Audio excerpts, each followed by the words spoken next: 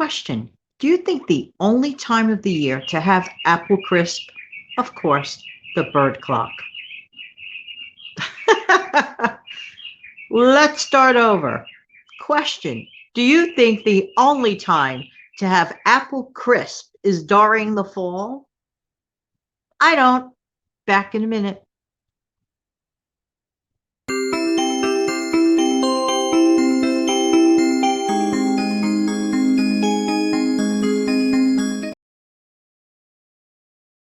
Hi, this is Jan. I'm from New York City, despite all the birdie sounds in the background from a crazy clock that I got years back at a yard sale. I don't think that the only time of the year that one can enjoy apple crisp should be limited to the fall. We are fast approaching winter. Maybe I want apple crisp in the winter. Maybe I want apple crisp in the spring. I might even decide to want apple crisp in the summer. Just saying, because I do like apples. Okay. I don't want to eat them every minute of the waking day, but I do like apples. There you go. So I have an easy, lower calorie version of it.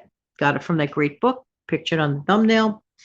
Okay, so enjoy a hearty helping of this delectable dessert without feelings of guilt. It is delicious served warm or cold, so you have that option. The book suggests 2.5 pounds of Granny Smith apples. But Jan from New York City says, to me, there's no hard and fast rule about the Granny Smith. Some people don't like Granny Smith. I personally like Macintosh better, but some people prefer Granny Smith, but everyone is different. Use the apples you have. There you go.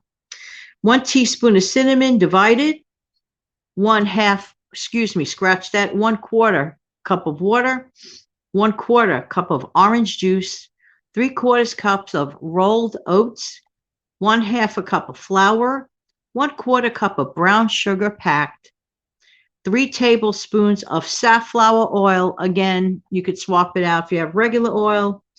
To me, canola oil works great when you're looking for no flavor in your recipe type thing. 1 teaspoon of grated orange rind. All right, so what you're going to do, you're going to spray a 9x13 pan with nonstick vegetable oil spray. Peel and core the apples and slice into the pan. Sprinkle apples with 1/2 teaspoon of the cinnamon. Pour the water and orange juice over the apples. Preheat the oven to 375 degrees. In a mixing bowl, combine the remaining cinnamon, the oatmeal, the flour, the brown sugar, the oil, and the orange rind. Mix it well. Spoon this mixture evenly over the top of the apples. Bake for 30 to 35 minutes. Use a fork to be sure that the apples are tender. Remove pan from oven. You could serve this warm or chilled. It makes 8 servings at about 168 calories per serving. That sounds pretty darn good. Well, hope you enjoy this recipe. Thank you so much for being here as always. And until the next time.